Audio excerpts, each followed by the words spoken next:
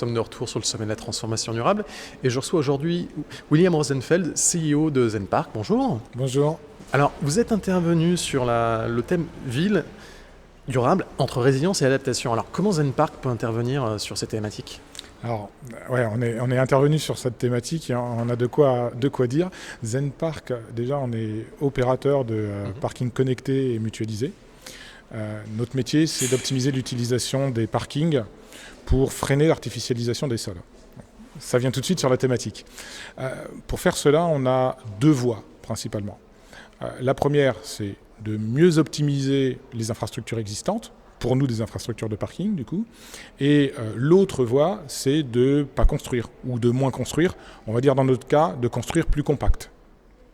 Si je vous parle de la première voie, la première initiative qui vise à limiter l'artificialisation des sols, celle qui consiste à mieux utiliser les infrastructures existantes, ce qu'on a pu observer par le passé, c'est qu'on a une offre et une demande et il manque un intermédiaire. Je m'explique.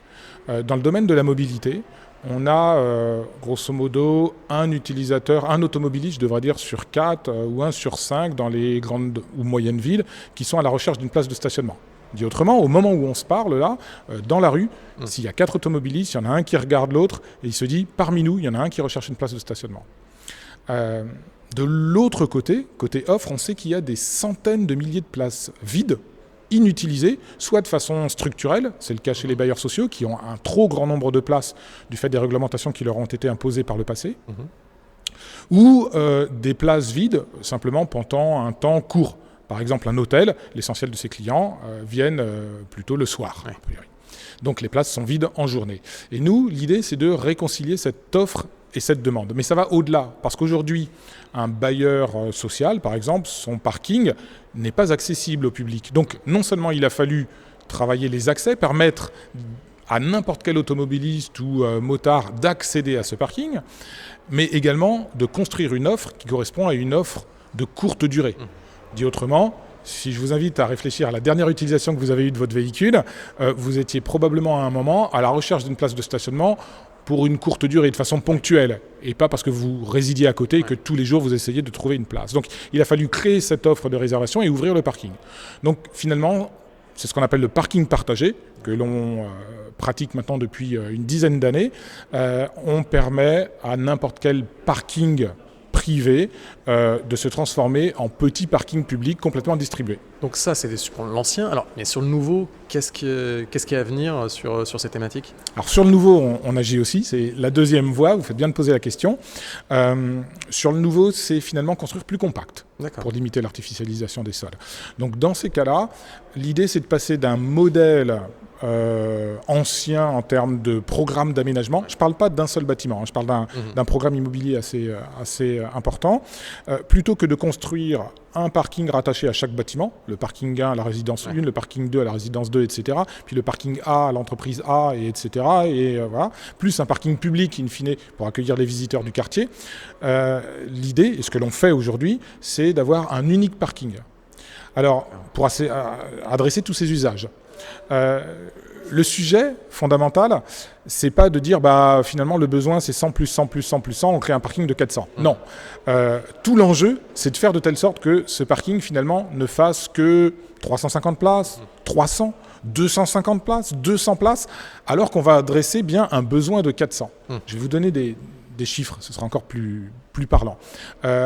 Dans l'écoquartier Marseille, à Marseille, dans le 15e arrondissement, on a mis en place, on exploite même un parking mutualisé. Ça a été notre tout premier parking mutualisé, c'est le premier de France, en 2017. Aujourd'hui, on exploite 650 places dans ce parking. Et pour autant, on a près de 950 demandes quasiment quotidiennement. D'accord. Comment on fait ça ? Ça veut dire que par l'effet de mixité des usages, je prends une explication, on va dire, simpliste. Vous avez un résident qui va utiliser sa voiture le jour. Il va donc libérer une place qu'un collaborateur, qu'un employé de bureau va pouvoir utiliser pendant qu'il n'est pas là. Évidemment, c'est beaucoup plus complexe que ça parce qu'il y a beaucoup de types d'usages différents sur le parking dont je parle à Smartsay. On a de la résidence, on a du bureau, mais on a aussi de l'hôtellerie, on a aussi de l'école, on a aussi du tertiaire, la surface commerciale, etc. Et par ces effets de foisonnement, on est en capacité aujourd'hui finalement à créer 300 places de plus qui n'ont pas été construites. Donc comprenez bien ce que ça veut dire. Ça veut dire que pour l'ensemble des copropriétaires, qui sont en grande partie des propriétaires professionnels de l'immobilier, des bailleurs sociaux, des foncières immobilières qui investissent sur du tertiaire, des groupes de hôteliers, etc. Ça veut dire que 300 places qu'ils n'ont pas eu à payer alors qu'ils en ont la jouissance, c'est 6 millions d'euros. D'accord. Au global, c'est une économie de 6 millions d'euros. Et d'un point de vue environnemental, et on revient sur le sujet de votre question, eh bien, c'est 1500 tonnes d'émissions de CO2 économisées, évitées à la construction du parking, et c'est 12 000 mètres cubes de terre naturelle préservée. Voilà comment on agit sur le levier de l'artificialisation des sols. Eh bien, merci pour tous ces éclairages et merci d'être intervenu. Merci. Bonne journée à vous.